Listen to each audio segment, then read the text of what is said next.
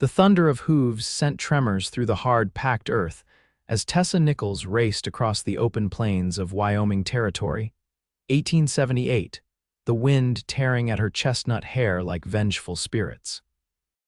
She glanced back over her shoulder, heart hammering against her ribs when she spotted the cloud of dust rising behind her. The four outlaws were gaining ground. "Come on, Maple," Tessa urged her mare, leaning forward in the saddle. The horse responded with renewed vigor, but Tessa knew they couldn't outrun the men forever.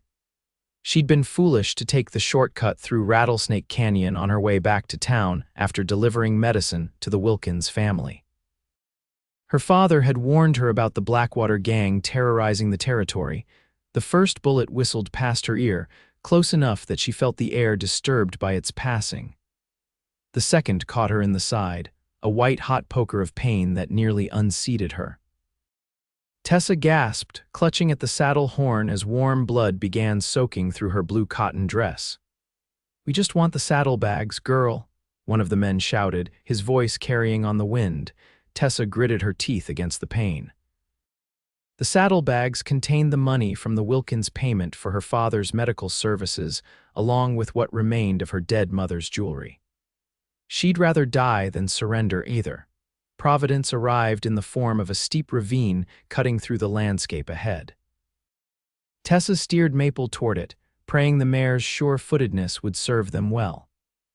As they descended the rocky slope, she heard curses behind her as the outlaws were forced to slow their pursuit. At the bottom of the ravine, a stand of cottonwoods offered temporary shelter. Tessa guided Maple into their midst, sliding from the saddle with a muffled cry as the movement tore at her wound. She pressed her hand against her side, alarmed by how quickly the blood soaked through her fingers. The sound of approaching riders sent panic rushing through her veins. She wouldn't make it back onto Maple in time. "Go on," she whispered, slapping the mare's flank. The horse nickered uncertainly but trotted away, following the ravine as Tessa had trained her to do in times of trouble, straight back to town.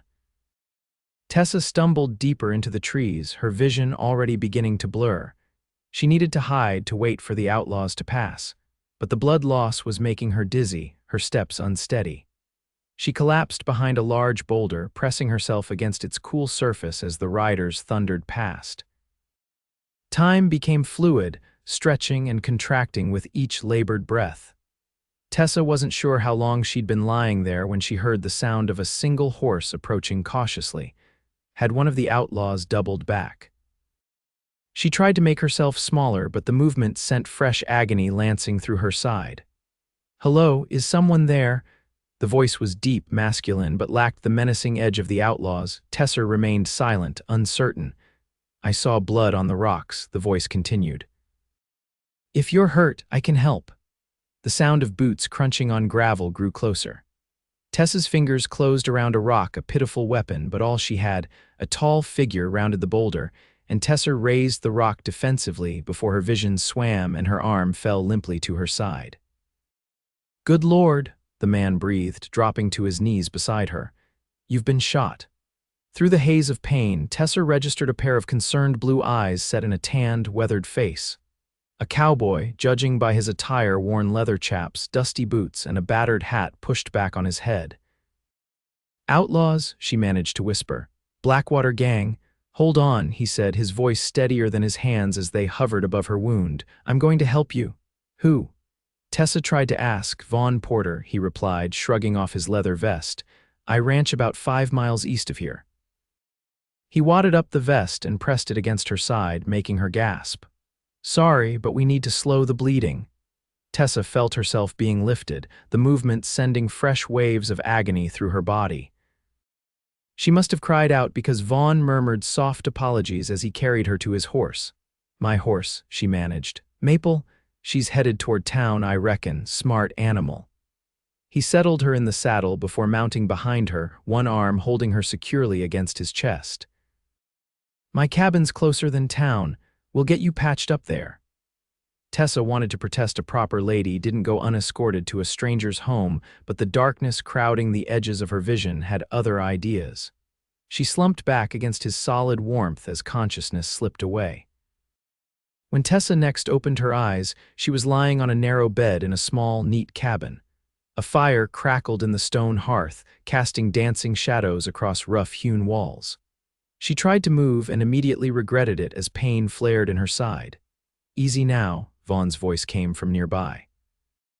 She turned her head to see him approaching with a steaming cup. "You've lost a lot of blood." "How long?" Her voice sounded foreign to her own ears, cracked and dry. "About 3 hours," he replied, helping her sit up slightly. "Drink this.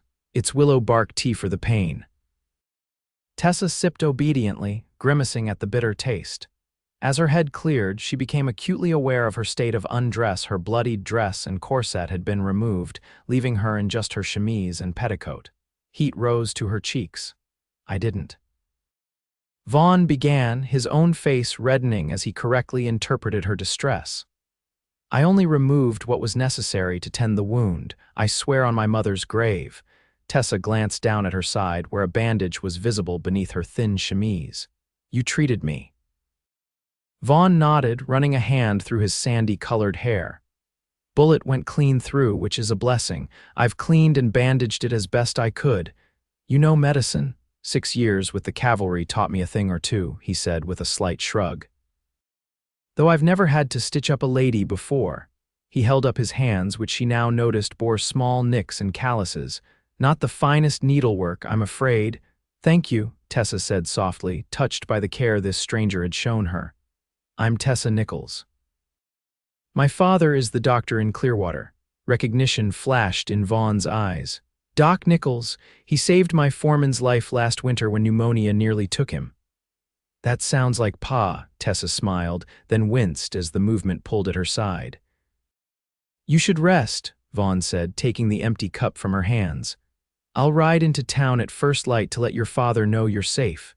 "The outlaws might still be watching the roads," Tessa warned. Vaughn's expression hardened. "I've dealt with their kind before."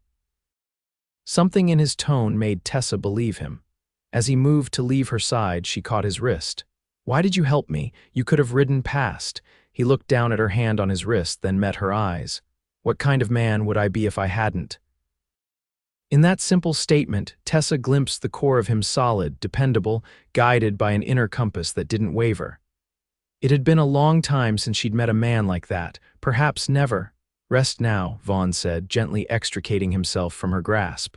"I'll be close if you need anything." True to his word, Vaughn stayed nearby as Tessa drifted in and out of sleep. Whenever she opened her eyes, he was there tending the fire, mixing more tea, or simply sitting in a chair with a book in his hands. There was something comforting about his presence, something that made her feel secure despite the circumstances. By morning, fever had set in. Tessa's skin burned while her body shivered. Vaughn's face, drawn with worry, swam above her as he placed cool cloths on her forehead and coaxed her to drink more willow bark tea. "I need to get your father," he told her during a lucid moment. "No," she clutched at his hand. "Too dangerous, Pa taught me. Infection needs to be cleaned out." Vaughn's face paled. "I don't know if I can." "You have to," Tessa whispered. "There should be whiskey for the wound and more whiskey for me." For the next hours, Tessa experienced pain unlike anything she'd known before as Vaughn reopened the wound, cleaned it with whiskey, and stitched it again with trembling hands. She bit down on a leather strap to keep from screaming, tears streaming down her temples and into her hair.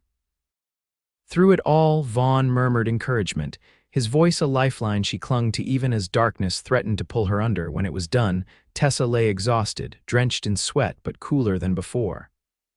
Vaughn sat beside the bed, his own face ashen, his shirt soaked through. "Your hands were shaking," she observed weakly. "I was afraid I'd hurt you more than help," he admitted. "Why?" His eyes, when they met hers, held shadows. "I've seen too many good men die from wounds like yours during the war. After too." Tessa reached for his hand. His fingers closed around hers, warm and solid. "You didn't let me die." "No," he agreed softly. "And I don't intend to." For 3 days, Tessa battled fever and weakness while Vaughn cared for her with a dedication that humbled her. He cooked simple but nourishing meals, changed her bandages with respectful efficiency, and read to her from a worn copy of the Odyssey when restlessness made sleep elusive. She learned that he'd come west after the war, using his mustering out pay to purchase a small ranch that he'd slowly built into a modest but successful operation. He lived alone save for his ranch hands who stayed in a bunkhouse near the main barn. Don't you get lonely? Tessa asked on the fourth day when she was strong enough to sit up in bed while he changed her bandages. Vaughn's hands paused momentarily. Sometimes, but after the noise and chaos of war, the quiet has its appeal. He finished securing the fresh bandage. What about you? Clearwater's not exactly a bustling metropolis. Tessa smiled. I keep busy helping Pa with his practice, and there's always someone needing something, babies being born, children getting into scrapes, no husband waiting for you. The question was casual, but Tessa sensed the careful way he asked it. No, she replied. There was someone once, before the war, he didn't come home. Vaughn nodded, understanding in his eyes. I'm sorry. It was a long time ago, Tessa said. What about you? Never found the right woman. He began putting away the medical supplies, or perhaps never stayed in one place long enough to look properly. On the fifth day, Tessa insisted on getting up. Vaughn provided her with one of his shirts comically large on her frame but more modest than her blood-stained chemise, and supported her as she took tentative steps around the cabin. It was simple but comfortable, with touches that spoke of care. Bookshelves filled with well-read volumes, a quilt that his mother had made draped over the back of a sturdy chair, wildflowers in a mason jar on the table. It's lovely, Tessa said, genuinely meaning it. It's not much, Vaughn replied with a shrug, but she could tell her approval pleased him. That evening, as they shared a meal of rabbit stew at his table, Tessa brought up what had been weighing on her mind. I need to get word to my father. He must be frantic by now. Vaughn nodded. I've been thinking about that. One of my ranch hands, Miguel, is coming up tomorrow with supplies. I trust him with my life. He can take a message to your father without drawing attention. Relief flooded through Tessa. Thank you. I don't know how I'll ever repay your kindness. There's nothing to repay, Vaughn said firmly. Anyone would have done the same. Tessa reached across the table and placed her hand over his. No, they wouldn't have. You're a good man, Vaughn Porter. Something flickered in his eyes, a warmth that made her heart beat a little faster. For a moment, they simply looked at each other, the air between them charged with something neither was ready to name. The moment was broken by the sound of a horse approaching. Vaughn was on his feet instantly, reaching for the rifle mounted above the door. Stay here, he ordered, his voice shifting from gentle to commanding in an instant. Tessa's heart raced as Vaughn moved to the window, peering cautiously through the curtain. Then, unexpectedly, he relaxed. It's Miguel, he said, setting the rifle aside. He's early. The door opened to admit a broad-shouldered Mexican man with a friendly smile and keen eyes. He removed his hat upon seeing Tessa, nodding respectfully. Senor Porter, I came as soon as I could, Miguel said, his English clear but accented. There is trouble. Men have been asking about a wounded woman all over Clearwater. Bad men. Tessa felt a chill run down her spine. The Blackwater gang, Miguel nodded grimly. They say she stole from them. They are offering a reward. That's ridiculous, Tessa protested. They tried to rob me. They're saying you took something that belongs to them, Miguel continued. Something valuable. Vaughn and Tessa exchanged a confused look. I don't have anything of theirs, Tessa insisted. Your saddlebags, Vaughn said suddenly. Did you check them when you returned to town? Miguel shook his head. The horse returned without them. Dr. Nichols is very worried. He thinks his daughter is dead. Tessa paled. I must have lost the saddlebags during the chase. All they contained was money for Pa and my mother's jewelry. Or something else, Vaughn said thoughtfully. Something you didn't know was there. The Wilkins, Tessa whispered, realization dawning. Old man Wilkins was acting strangely when I left, almost like he was afraid. Miguel, we need to get a message to Dr. Nichols right away, Vaughn said, already moving to his desk for paper and pencil. And we need to find those saddlebags before the Blackwater gang does. As Vaughn wrote, Miguel approached Tessa. Señorita, your father is offering a reward too for information about you. The whole town is searching.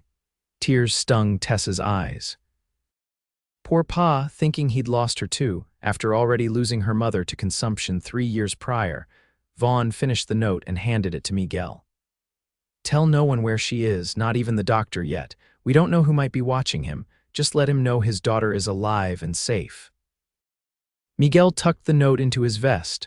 I understand. What about the saddlebags? I'll look for them at first light, Vaughn said. I'm coming with you, Tessa stated firmly. Both men looked at her in surprise. You're in no condition to ride, Vaughn argued. I know exactly where I was when I sent Maple away, Tessa countered. And it's my problem, not yours. It became my problem when I found you bleeding in my territory, Vaughn said, his jaw set stubbornly. Miguel looked between them, a hint of amusement in his eyes. I will leave you to settle this. I should reach town by midnight. He tipped his hat to Tessa. God keep you safe, señorita. After Miguel departed, Tessa and Vaughn faced each other across the room. You're not going, Vaughn said flatly. You can't stop me, Tessa replied, lifting her chin. You can barely walk across the cabin without pain. Then I'll ride. I've ridden in worse condition.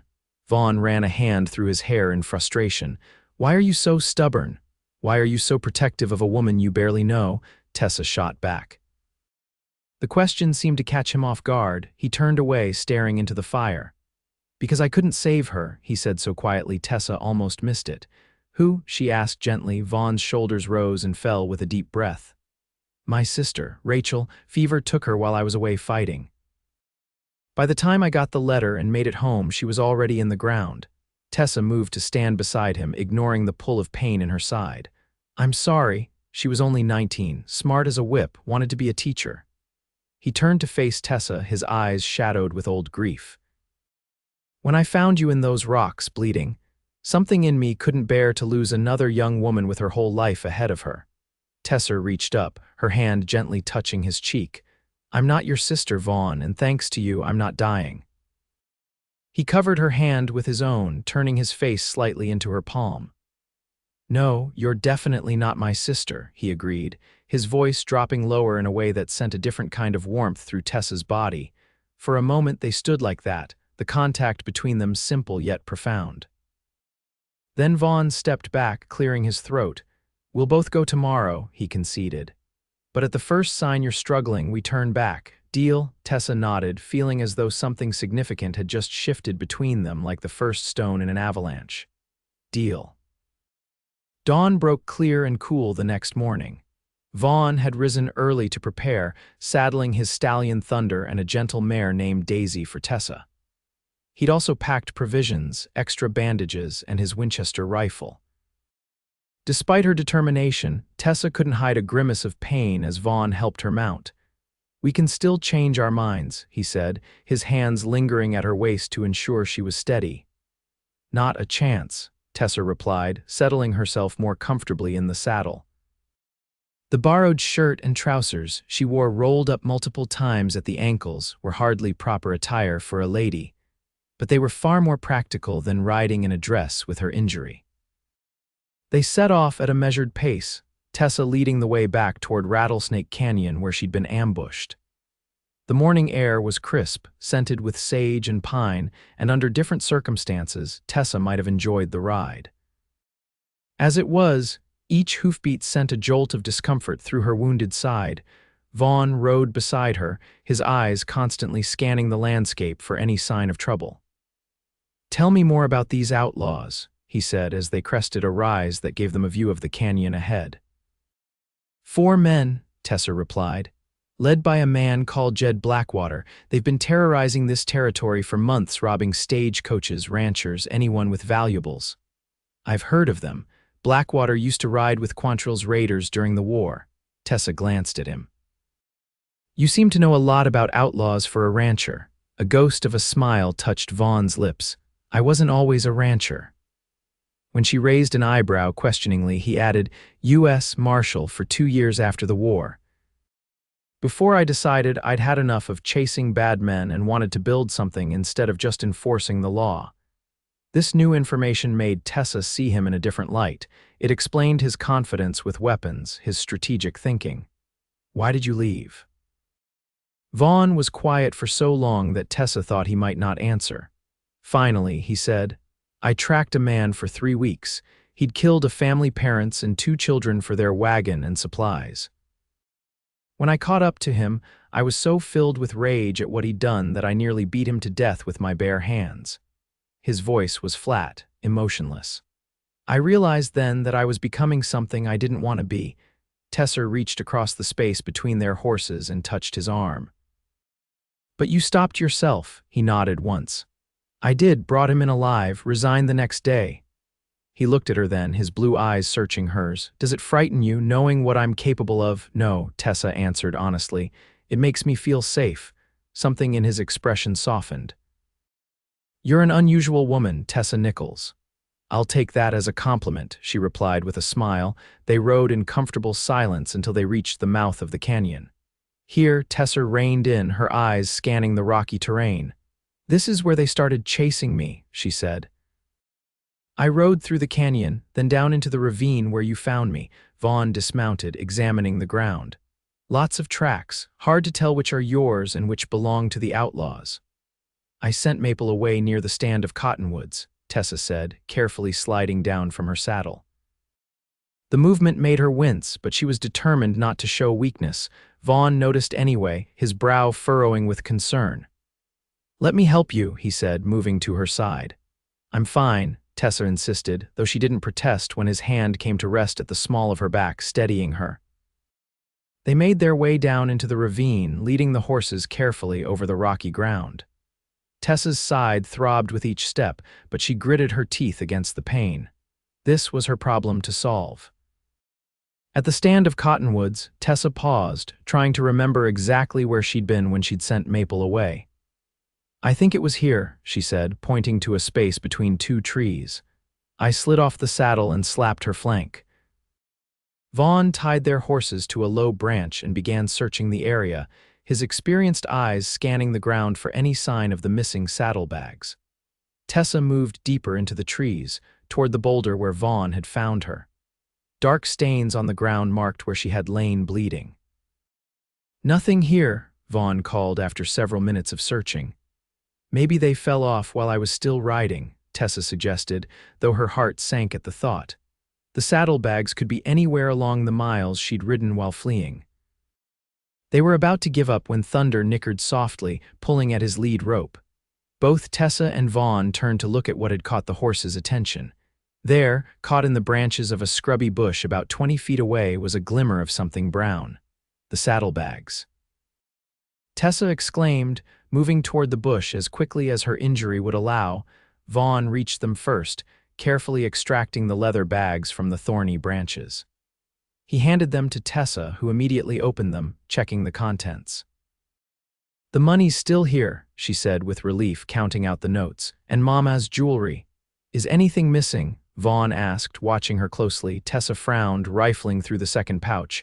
"I don't think so. Wait." Her fingers touched something unfamiliar at the bottom of the bag. She pulled out a small oilskin packet, tightly wrapped and sealed with wax. "This isn't mine." Vaughn took the packet from her, turning it over in his hands. "Looks like someone slipped it into your saddlebags without your knowledge." "Old Man Wilkins," Tessa murmured. "He must have put it there when I was tending to his wife." "Should we open it?" Tessa hesitated. "It's not ours." "But if the Blackwater gang is willing to kill for it, we need to know what we're dealing with," Vaughn reasoned. After a moment, Tessa nodded. "You're right." Vaughn carefully broke the wax seal and unwrapped the oilskin. Inside was a folded piece of paper and a small leather pouch. He handed the pouch to Tessa while he unfolded the paper. Tessa loosened the drawstring and tipped the contents into her palm. 3 small, gleaming objects fell out, uncut diamonds, their rough surfaces catching the sunlight. "Vaughn," she whispered, stunned. He looked up from the paper, his eyes widening at what she held. "Well, that explains the Blackwater gang's interest." He handed her the paper. "Read this." The letter was brief but clear. "Henry, these are the last of them. Hide them well. When things cool down, we'll meet in Denver as planned. The claim is registered under your name." Jack, Tessa repeated. "Jack Wilkins, Old Man Wilkins' son who supposedly went to California last year." "Looks like he found something valuable there," Vaughn said grimly. "And now the Blackwaters want it." "We need to take this to the sheriff," Tessa said, carefully returning the diamonds to their pouch. Vaughn nodded, but his expression was troubled. The Wilkins could be in danger. "The gang might think they still have the diamonds, or they could be in on it," Tessa countered. "We don't know what Jack Wilkins did to get these." "Either way, we need to get back to town," Vaughn said. "Can you ride?" Tessa straightened her shoulders, ignoring the throb in her side. "Yes." They had just mounted their horses when the sound of approaching riders echoed through the ravine. Vaughn's hand immediately went to his gun. "Into the trees," he ordered quietly. "Now." They urged their horses deeper into the cottonwood stand, finding cover behind a fallen log. Tessa's heart pounded as 4 riders came into view at the top of the ravine. "Blackwater," she whispered, recognizing the leader, a tall, lean man with a shock of white hair beneath his black hat. "Stay down," Vaughn murmured, drawing his revolver. The outlaws picked their way down the slope, following the same path Tessa and Vaughn had taken. "She was found somewhere around here," one of the men called. "Miguel," said the rancher who found her lives east of the canyon. Tessa felt Vaughn stiffen beside her. "Miguel," he whispered, his voice tight with betrayal.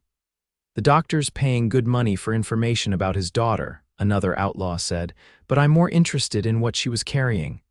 Jed Blackwater dismounted near the boulder where Tessa had been found. "Spread out," he ordered. "Look for any sign of the saddlebags." As the outlaws began searching the area, Vaughn turned to Tessa.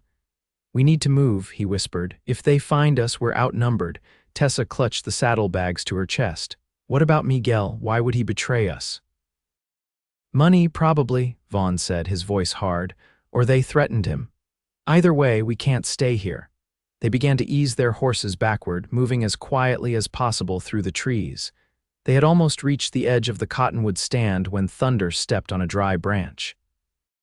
The crack echoed like a gunshot in the quiet ravine. "Over there," one of the outlaws shouted. "Run," Vaughn yelled, all pretense of stealth abandoned. They spurred their horses forward, breaking from the cover of the trees onto the open ground of the ravine. Behind them, Tessa could hear the outlaws scrambling for their mounts, shouting to each other. "Head for the rocks," Vaughn called, pointing to a jumble of boulders ahead that would offer better protection. Tessa leaned low over Daisy's neck, urging the mare to greater speed despite the pain tearing through her side. Gunshots rang out behind them, bullets kicking up dust at their horses' hooves. They reached the rocks just as the outlaws emerged from the trees in pursuit. Vaughn leaped from Thunder's back, pulling Tessa down from her saddle with one arm while drawing his rifle with the other. "Get behind that boulder," he ordered, pushing the saddlebags into her arms. Tessa stumbled to safety as Vaughn took up position, sighting down his rifle. The first shot dropped one of the pursuing outlaws from his horse. The man tumbled to the ground, clutching his shoulder. "That's a warning," Vaughn shouted. "The next one won't be so merciful." The outlaws reined in their horses, spreading out to make themselves less of a target. "We just want what belongs to us," Jed Blackwater called back. "Give us the saddlebags and you can ride away." "Nothing here belongs to you, Blackwater," Vaughn replied. "Ride on before I decide to collect the bounty on your head." There was a moment of silence, then Blackwater's voice came again, this time with a note of recognition. "Porter, Vaughn Porter, the marshal who brought in the Collier brothers." Vaughn didn't answer, but Tessa saw his jaw tighten. "Heard you gave up the badge," Blackwater continued. "Gone soft, have you, taking in strays and nursing them back to health? I'm giving you one last chance to leave," Vaughn warned, his finger steady on the trigger. Blackwater laughed, a harsh sound that echoed off the canyon walls. "You're outnumbered, Porter. And from what I hear, the girl's wounded. How far do you think you'll get?" Tessa looked around desperately for another way out. They were pinned down, with the outlaws between them and the way back to Vaughn's ranch. "There's a path up through those rocks," she whispered to Vaughn, pointing to a narrow cleft in the stone behind them. "It leads to the high country. Hunters use it." Vaughn glanced back, assessing the route. "Can you make it? It'll be rough going." Tessa nodded, though she wasn't entirely sure. "Better than waiting to be shot." "All right," Vaughn said. "When I start firing, head for the path. I'll cover you, then follow." "But no arguments," Vaughn said firmly. "Go when I tell you." Tessa clutched the saddlebags tighter, preparing herself. Vaughn took a deep breath, then stood and fired 3 rapid shots that sent the outlaws diving for cover. "Now," he shouted. Tessa ran for the cleft, each step sending shards of pain through her side. Behind her, Vaughn continued firing, forcing the outlaws to keep their heads down. She reached the narrow path and started climbing, using one hand to steady herself against the rock face while the other held the precious saddlebags. The gunfire below changed rhythm. The outlaws were returning fire now. Tessa paused, looking back anxiously. Vaughn was working his way toward her, firing as he moved. Then she saw him stumble, his hand going to his upper arm. "Vaughn," she cried, "keep going." He shouted back, recovering his balance and continuing toward her. Tessa forced herself to turn and climb, though every instinct screamed at her to go back for him. The path was steep and treacherous, loose stones sliding beneath her boots. Her wound burned like fire, and she could feel fresh blood soaking through the bandage. Finally, Vaughn caught up to her, his face grim, a dark stain spreading on the sleeve of his shirt. "Don't stop," he urged, placing a hand at the small of her back to keep her moving. They climbed until the sounds of pursuit faded behind them. The path eventually leveled out onto a small plateau dotted with pine trees. Tessa collapsed onto a fallen log, her breathing ragged, sweat beading on her forehead despite the cool air. Vaughn knelt beside her, his concerned eyes searching her face. "Let me see your wound." "You're hurt too," Tessa protested, looking at his arm. "Just a graze," he said dismissively. "Your stitches might have torn open." Reluctantly, Tessa lifted the edge of her borrowed shirt. The bandage beneath was indeed stained red, but not as badly as she'd feared. "You're bleeding, but the stitches are holding," Vaughn said with relief. "We should still change the bandage when we get somewhere safe." "And where would that be?" Tessa asked, her voice betraying her exhaustion. "We can't go back to your ranch if Miguel betrayed us." Vaughn sat beside her on the log, wincing slightly as he moved his injured arm. "There's a line cabin about 3 miles from here, used by my men during roundup. It's basic, but it has supplies and will give us shelter for the night." Tessa nodded, too tired to argue. "What about our horses?" Vaughn's expression grew grim. "We had to leave them. With luck, they'll find their way back to the ranch." "I'm sorry," Tessa said, suddenly overwhelmed by guilt. "This is all my fault. If I hadn't taken that shortcut—" "Don't," Vaughn interrupted, taking her hand in his. "None of this is your fault. The only ones to blame are Blackwater and his gang."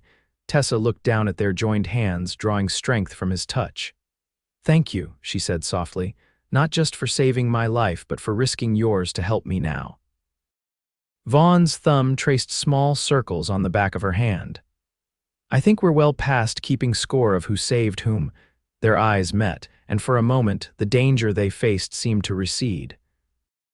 There was something building between them, something neither had expected, but both were beginning to welcome. The sound of distant voices broke the spell. Blackwater and his men had found the path. "We need to move," Vaughn said, helping Tessa to her feet.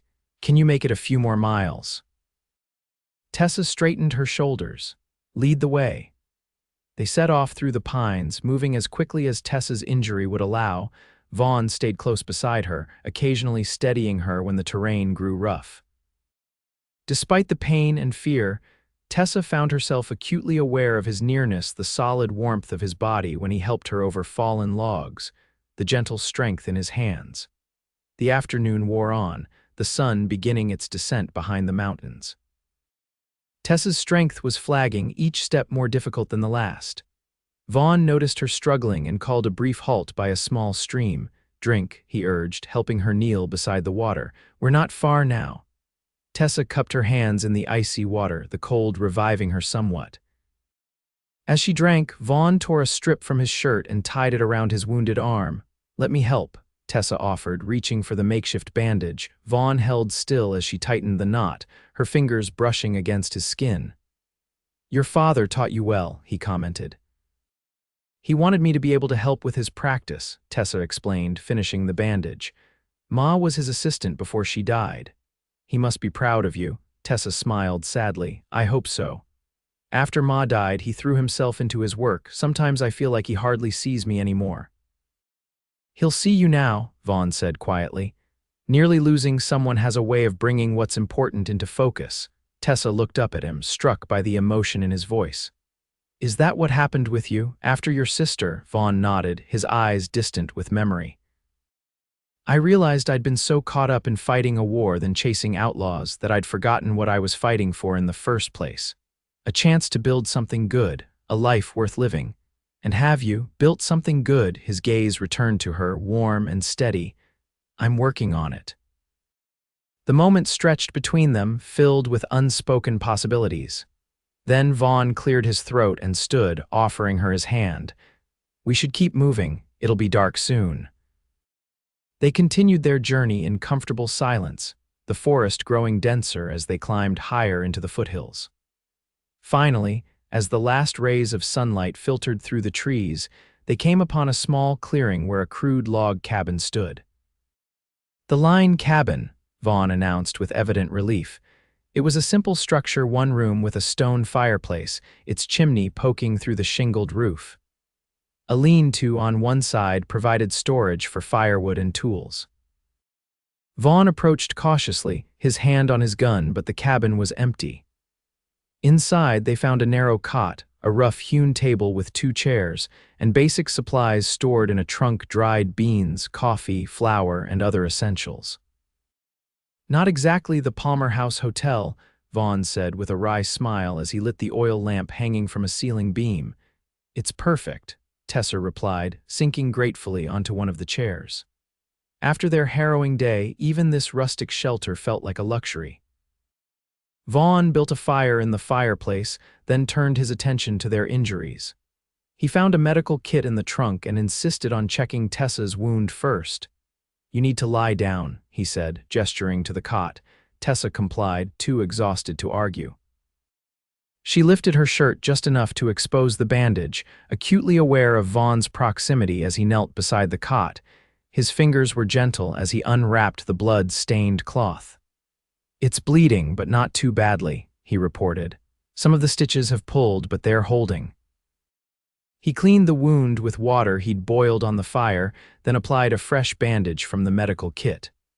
Throughout the process, his touch remained clinical and respectful, but Tessa couldn't help responding to his nearness. When his fingers accidentally brushed against her bare skin near the wound, she drew in a sharp breath that had nothing to do with pain. Vaughn paused, his eyes meeting hers.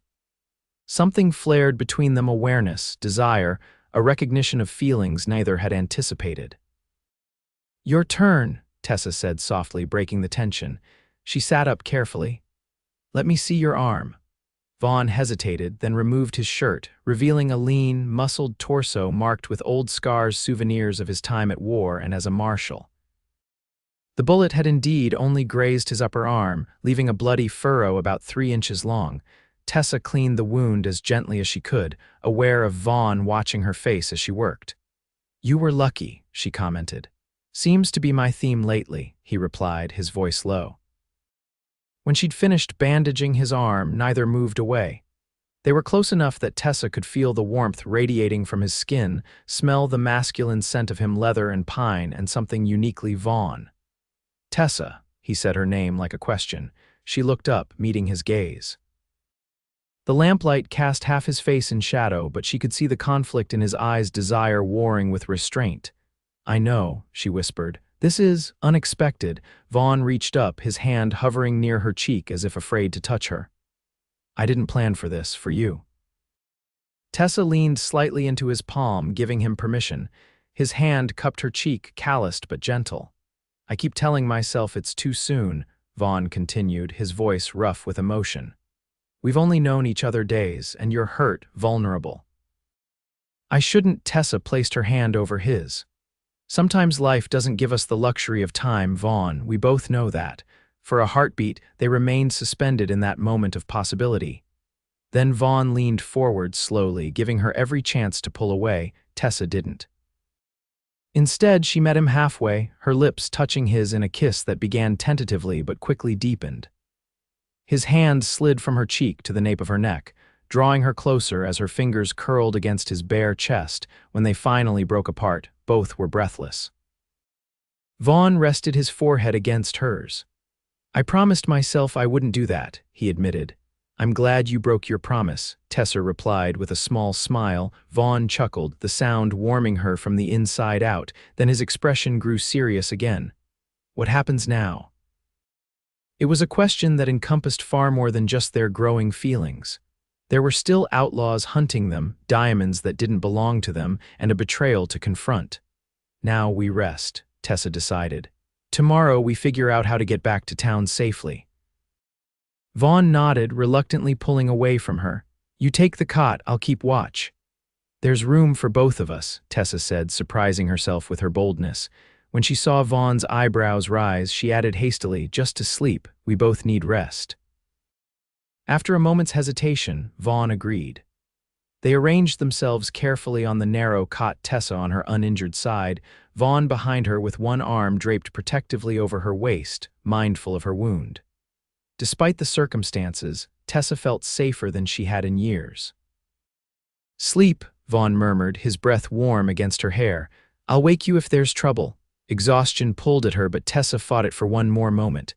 Vaughn, I'm glad it was you who found me. His arm tightened slightly around her. So am I. With that reassurance, Tessa finally surrendered to sleep. Dawn broke with pale fingers of light stretching through the cabin's single window. Tessa woke to find herself alone on the cot, a blanket tucked carefully around her. For a moment, panic seized her had Vaughn abandoned her.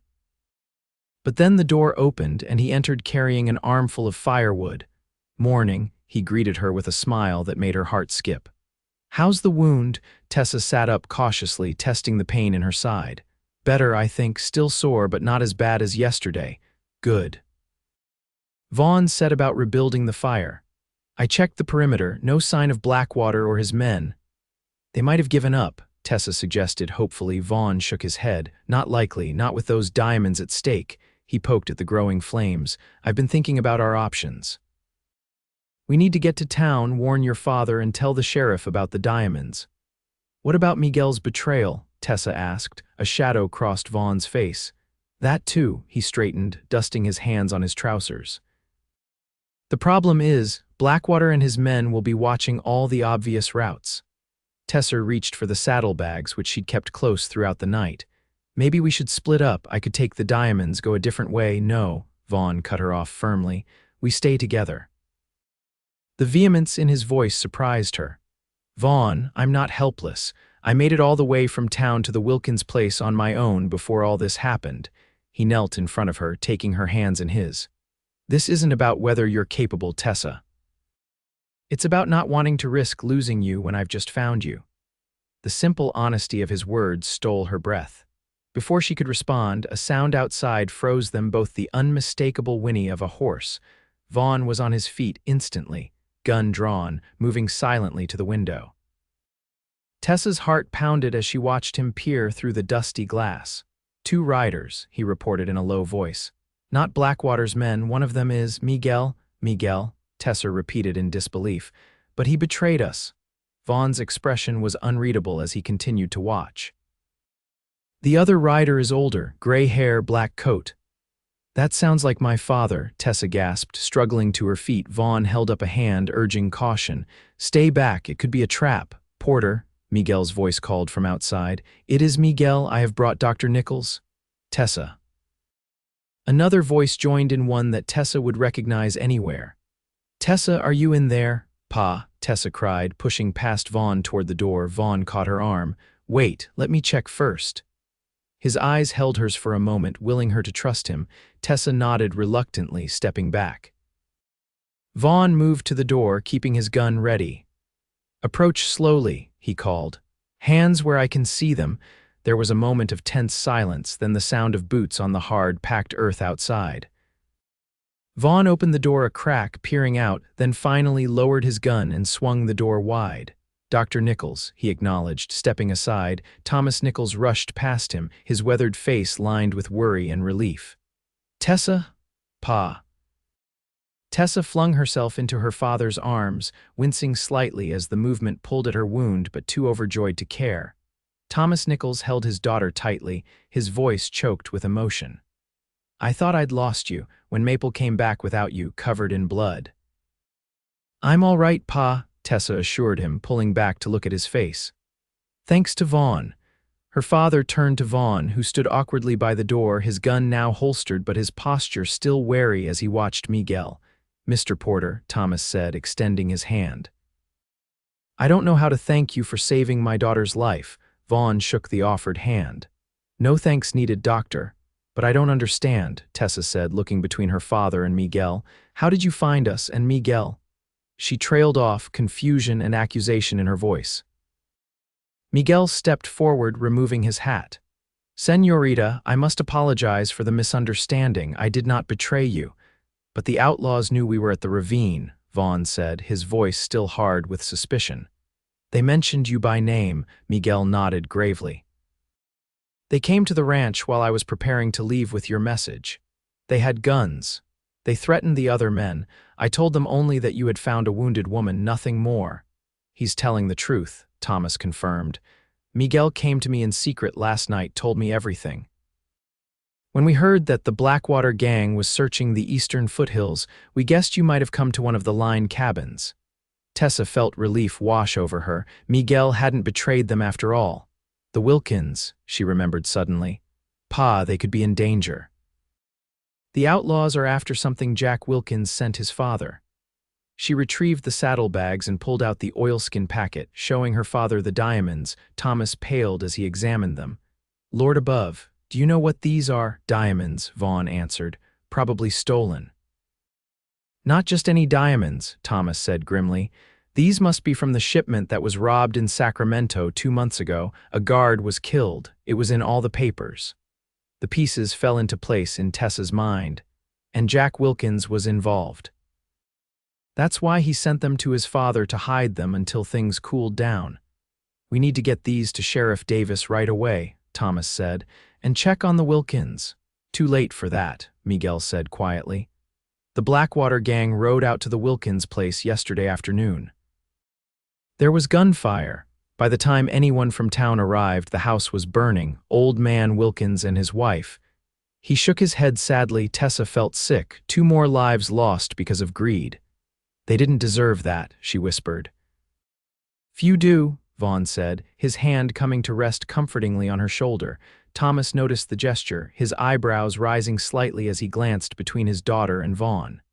Tessa felt herself blush but didn't move away from Vaughn's touch. "We brought horses," Miguel said.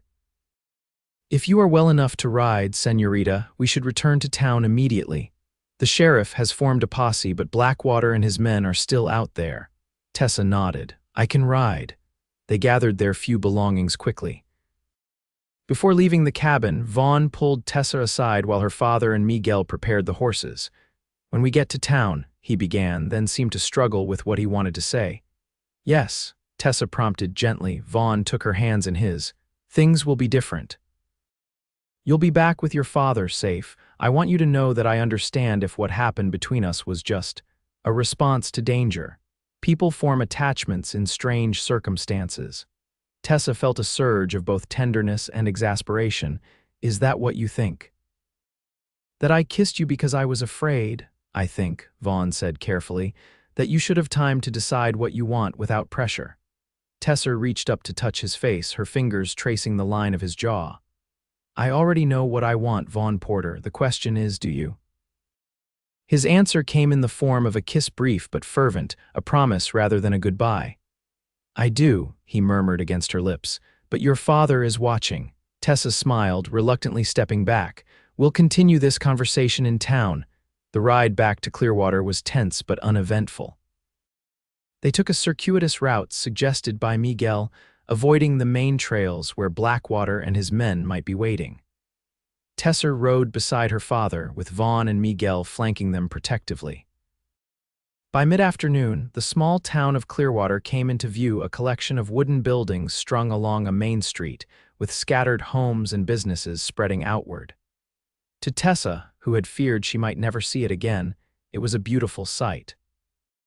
Sheriff Davis met them at the edge of town, his weathered face breaking into a relieved smile when he saw Tessa.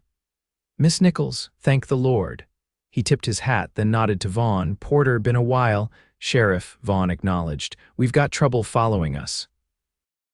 Davis's expression grew serious as they explained about the diamonds and the Blackwater gang's pursuit.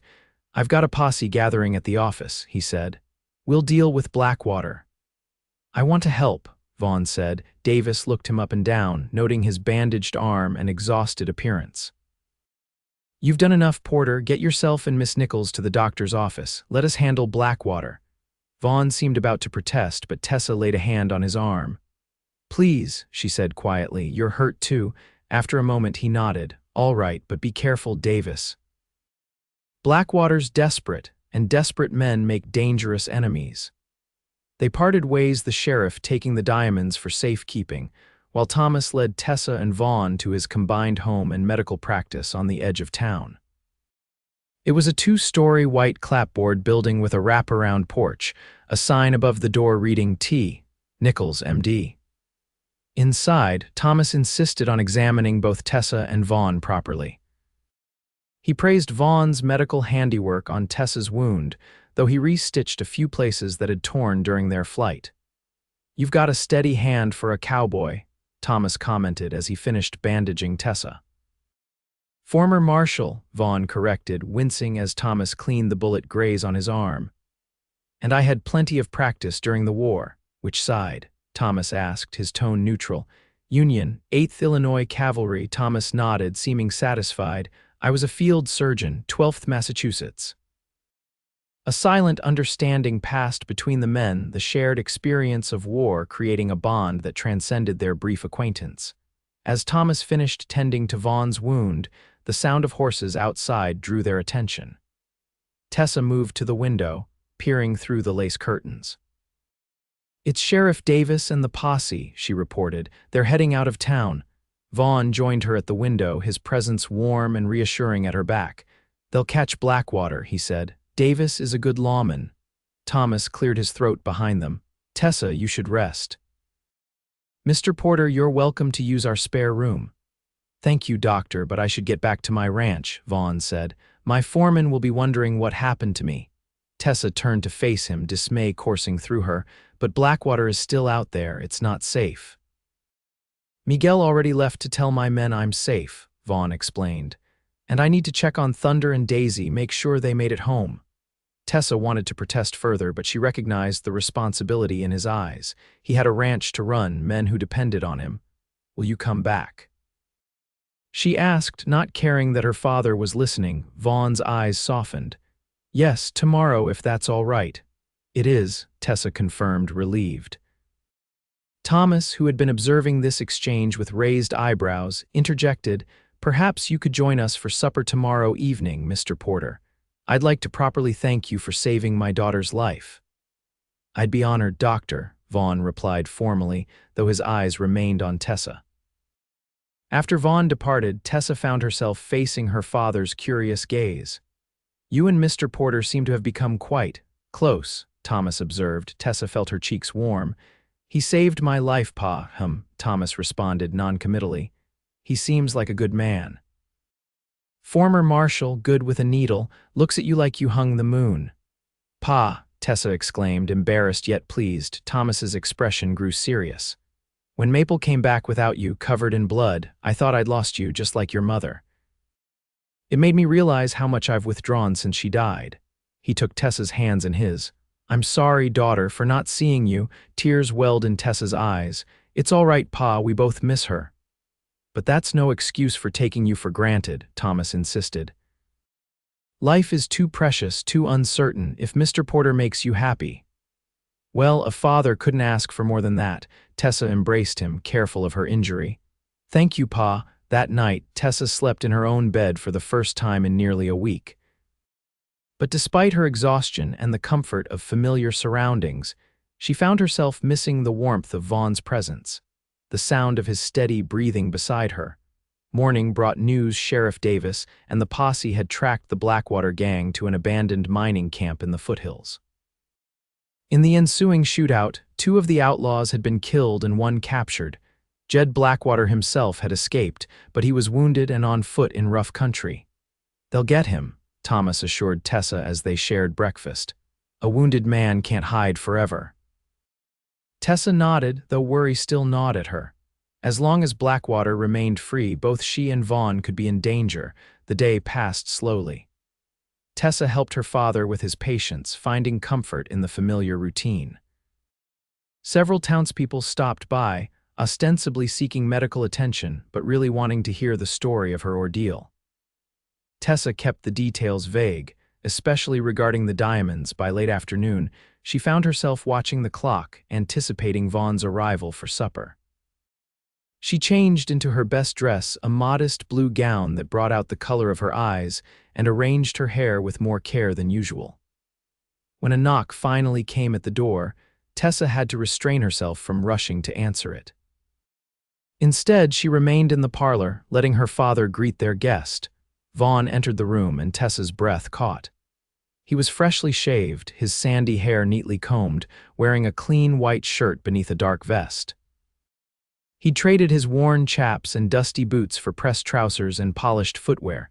He looked handsome, respectable, and slightly uncomfortable in his formal attire.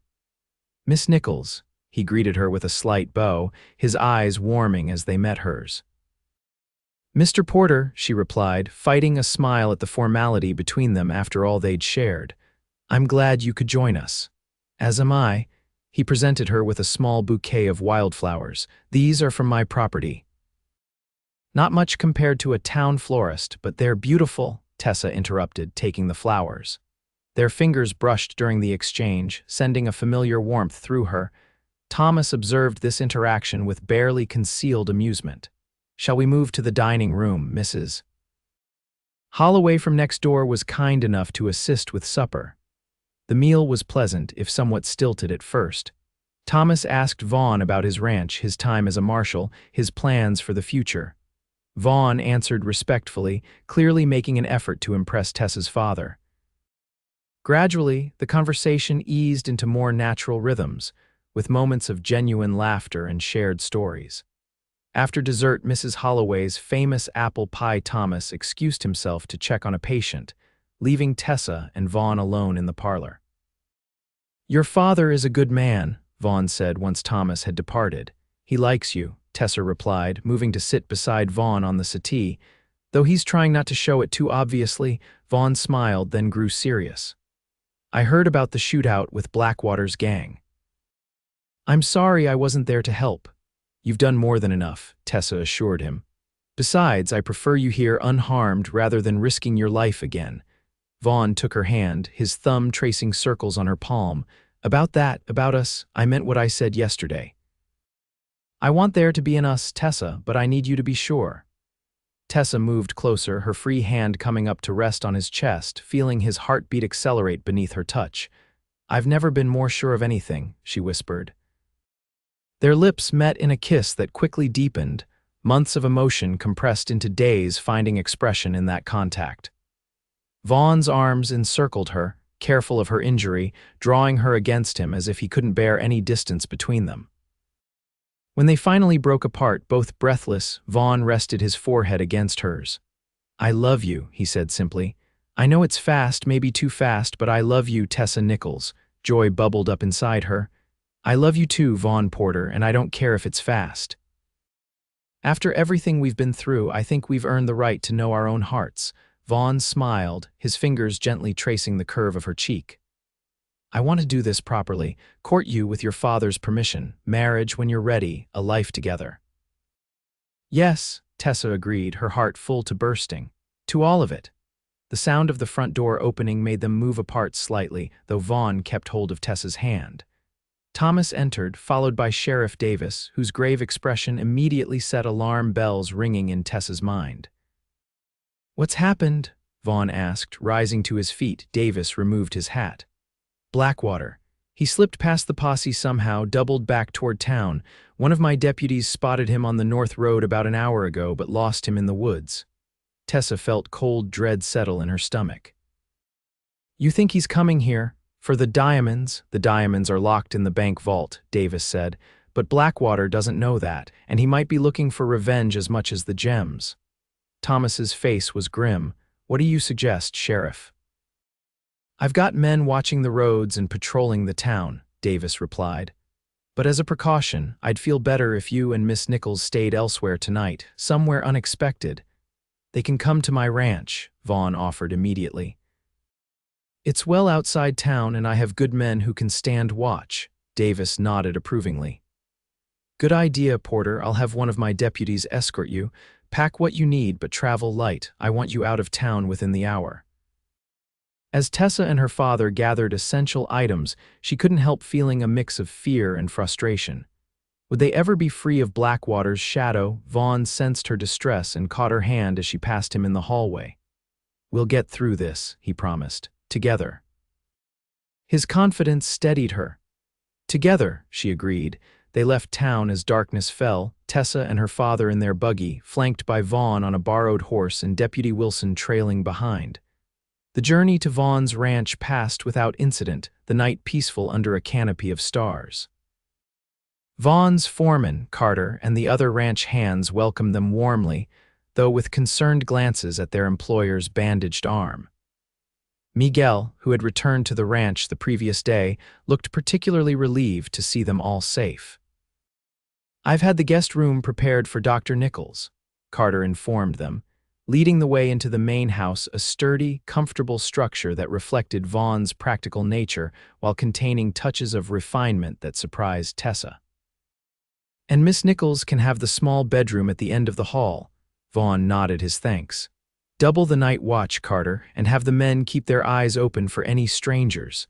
Already done, boss, Carter assured him. Miguel told us what happened. Nobody's getting near this house without us knowing.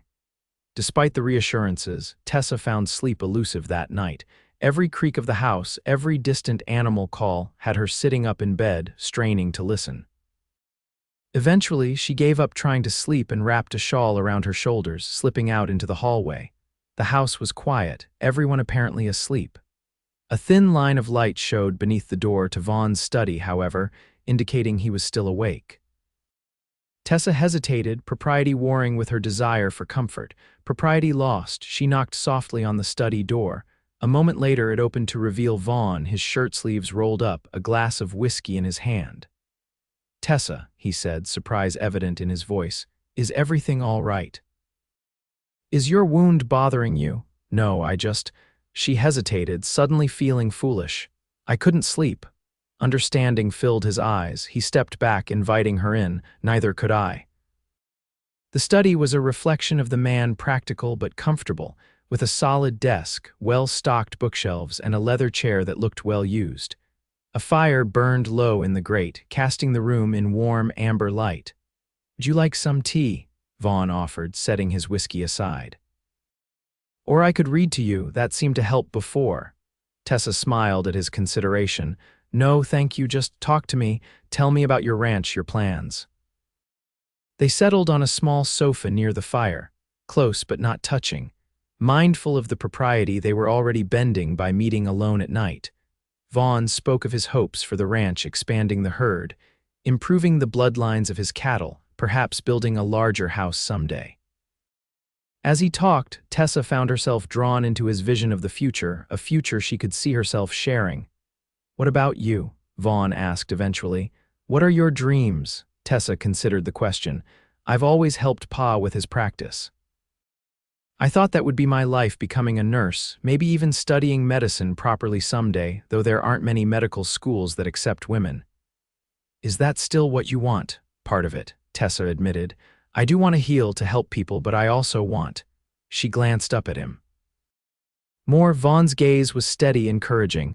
More, a home of my own, a family. She gathered her courage. A husband who sees me as a partner, not just a wife. I see you, Vaughn said quietly, his voice deepening. All of you, Tessa, your strength, your compassion, your determination. Everything? He reached for her hand, and she gave it willingly, their fingers intertwining with familiar ease. The simple touch conveyed more than words could express: comfort, desire, promise. They talked long into the night, sharing hopes and fears, memories and plans.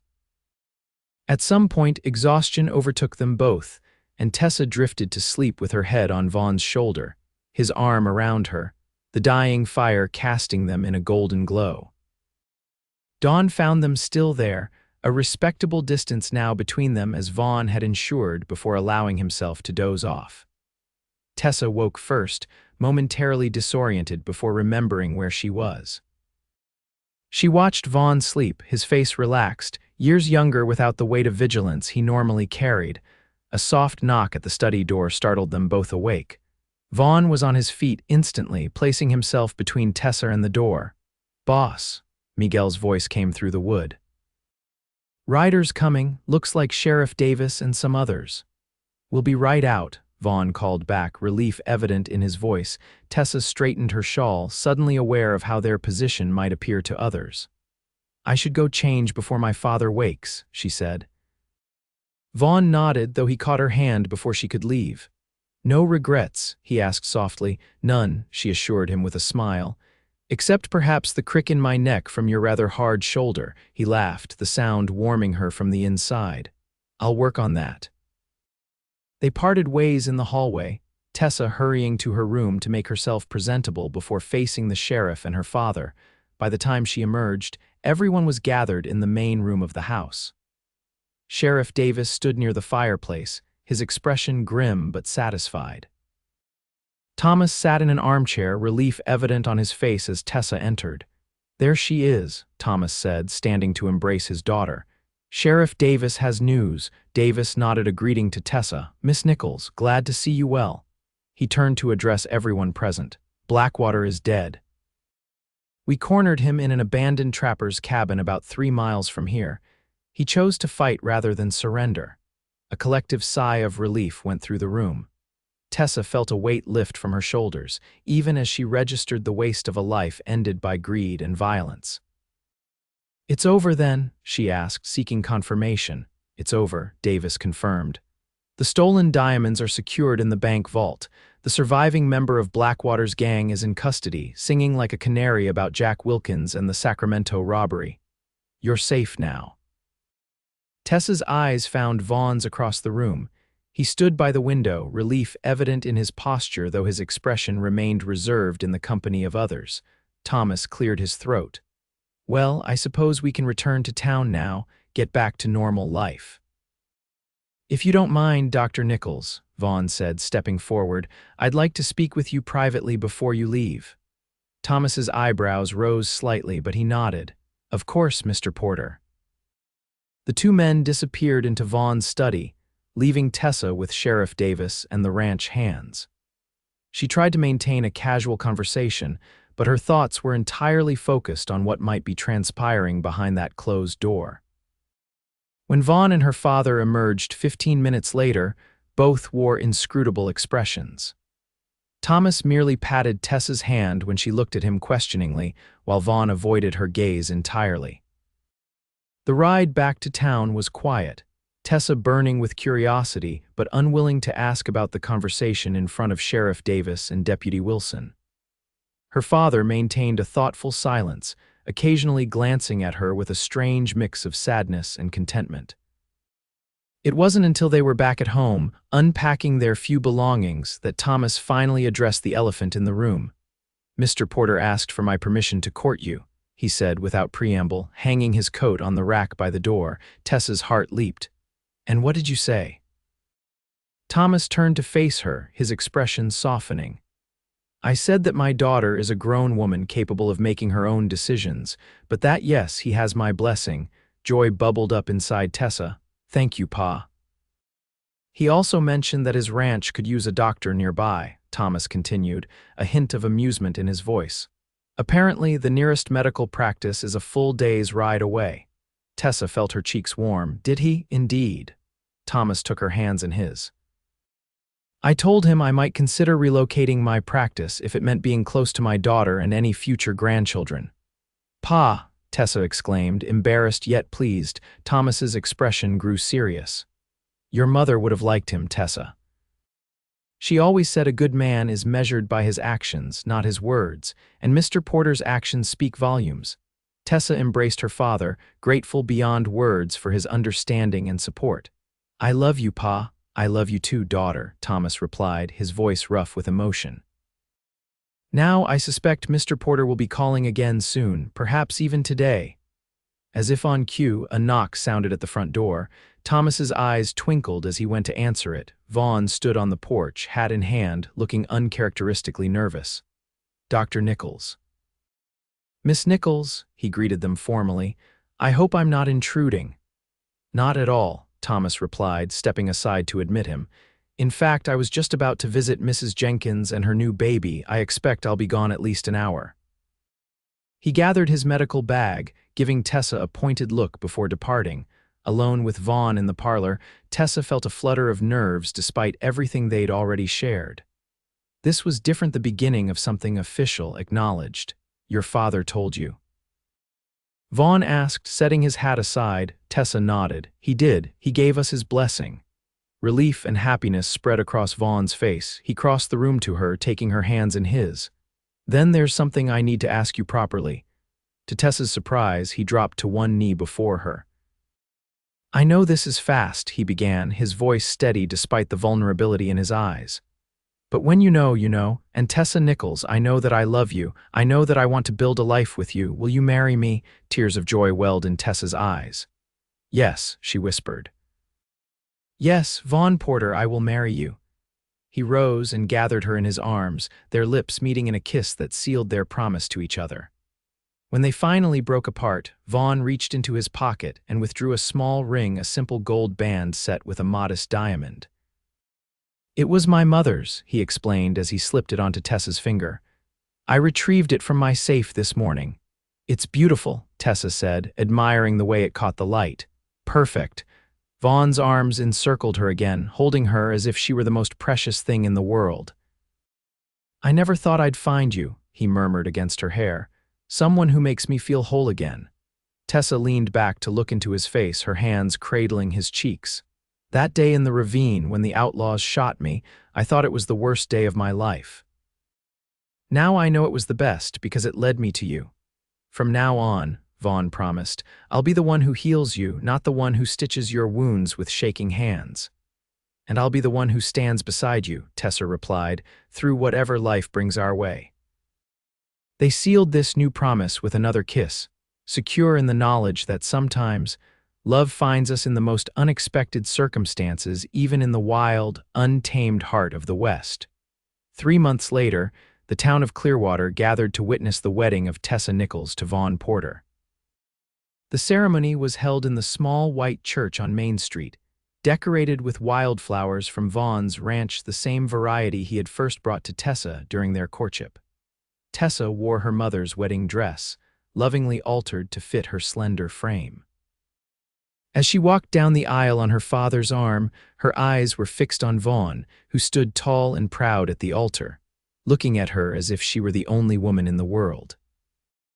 Their vows were simple but heartfelt, spoken with the depth of emotion that comes from facing death together and choosing life, choosing each other.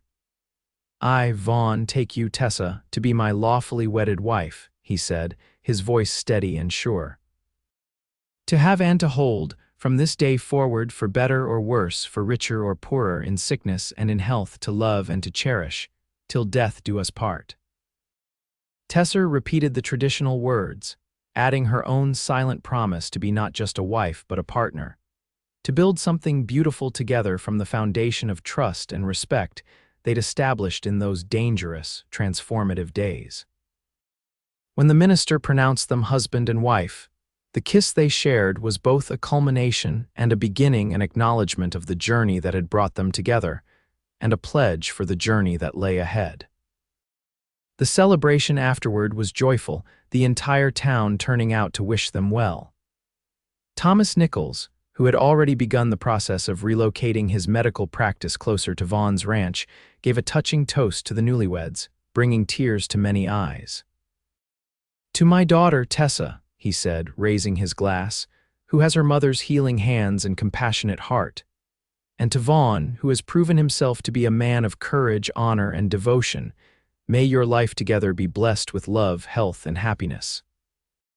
As evening fell, Vaughn and Tessa slipped away from the celebration, boarding the stagecoach that would take them to Denver for their honeymoon, a week of rest and privacy, before returning to begin their shared life in earnest. In the privacy of their hotel room that night, as Tessa stood by the window gazing out at the city lights, Vaughn came up behind her, his arms encircling her waist. "Happy?" he asked softly, his breath warm against her ear. Tessa turned in his embrace, her arms winding around his neck. "Completely," she assured him, "and you, more than I ever thought possible," he replied, his eyes reflecting the depth of his feeling. "I love you, Mrs. Porter." "I love you too, Mr. Porter," Tessa whispered before their lips met in a kiss that spoke of promise, passion, and the lifetime they would build together, a lifetime that had begun with an act of courage and compassion in a wild ravine where a wounded woman had found not just healing but her heart's true home. 5 years later, the Porter Ranch had grown and flourished, much like the family that called it home. The main house had been expanded to accommodate Thomas Nichols' medical practice in one wing, while the other wing held the nursery for Tessa and Vaughn's children, 3-year-old Rachel, named for Vaughn's sister, and 1-year-old Thomas, named for his grandfather. Tessa divided her time between helping her father with his patients, managing the household, and raising her children a full life that challenged and fulfilled her. She had also established a small school for the ranch hands' children and others from neighboring properties, fulfilling her desire to contribute to the community's well-being.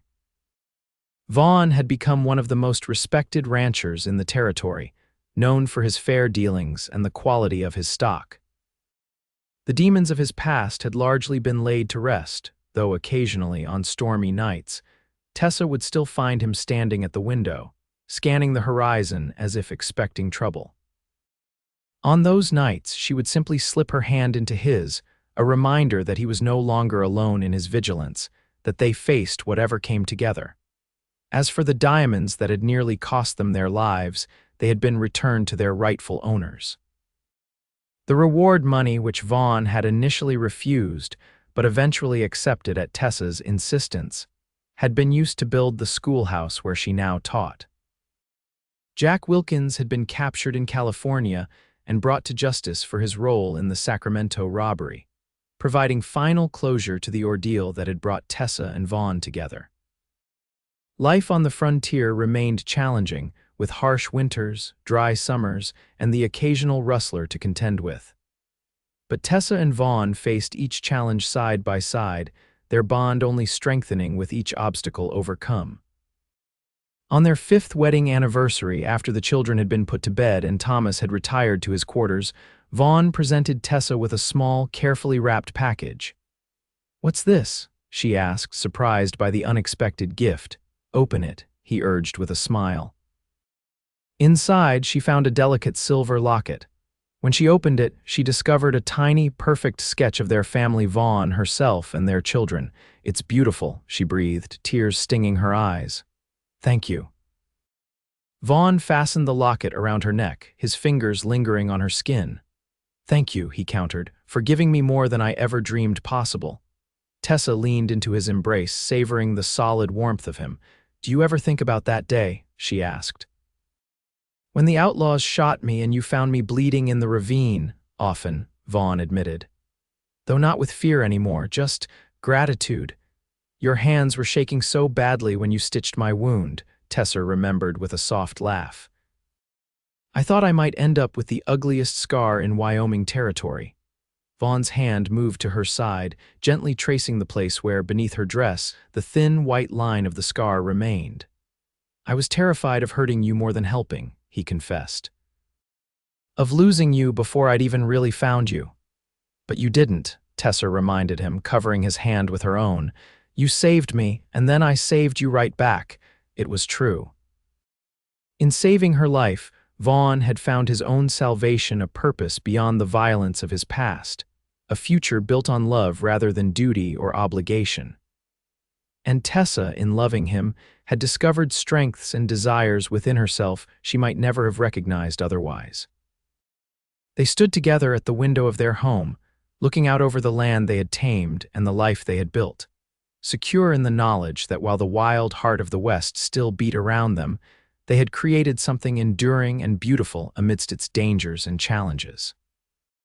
"I love you, Vaughn Porter," Tessa said, turning in his arms to look up into his face, a face she knew better than her own, lined now with both laughter and care, but still as handsome to her as it had been that first day.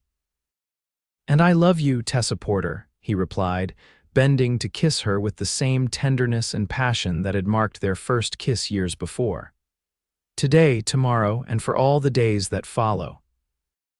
In a land where survival was never guaranteed and happiness often fleeting, they had found not just love but a partnership that transformed them both, healing wounds both seen and unseen, stitching together two lives into one shared journey that would endure long after the Wild West itself had faded into legend.